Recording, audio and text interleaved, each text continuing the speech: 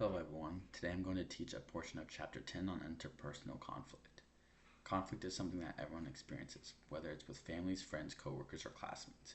Many people think conflict is always negative, but that's not necessarily true. Conflict simply happens when two people have different opinions, goals, or needs. What really matters is how we communicate through those disagreements.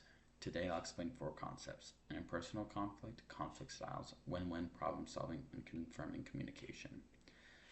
To make these ideas easier to understand, I'll use examples from the ABC sitcom The Middle.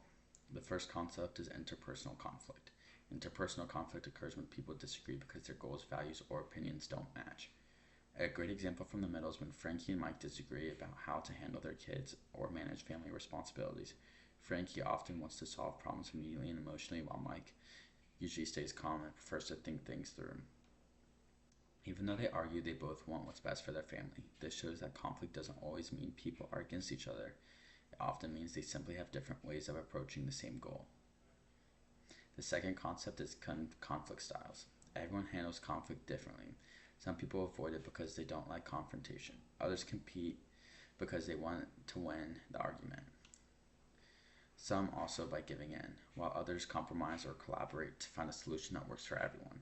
In the middle, Frankie tends to be more expressive and confronts problems right away, while Mike often avoids conflict or stays quiet until he feels it's necessary to speak up.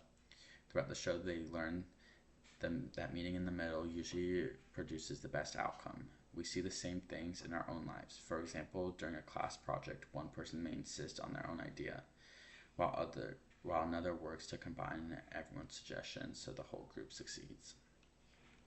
The third concept is win-win problem solving. This means working together to find a solution where everyone feels respected instead of trying to prove who's right.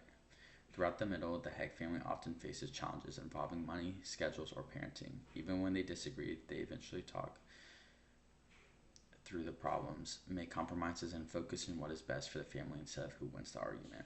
This teaches us that successful communication often comes from teamwork rather than competition. The final concept is confirming communication. Confirming communication means making another person feel heard, respected, and valued when you disagree with them. One example is how Mike supports his children. While he isn't always very talkative, when Sue feels discouraged after another disappointment, Mike reminds her to keep believing in herself and encourages her not to give up. His words show that listening and offering support can strengthen relationships and build confidence. To wrap things up, conflict is a normal part of every relationship. What makes a difference is how we communicate during those moments. By understanding interpersonal conflict, recognize different conflict styles, and practicing win-win problem solving and using confirming communication, we can build healthier and stronger relationships. The middle reminds us that no family is perfect, but when people communicate with patience, respect, and understanding, they can work through almost any challenge. Thank you for listening.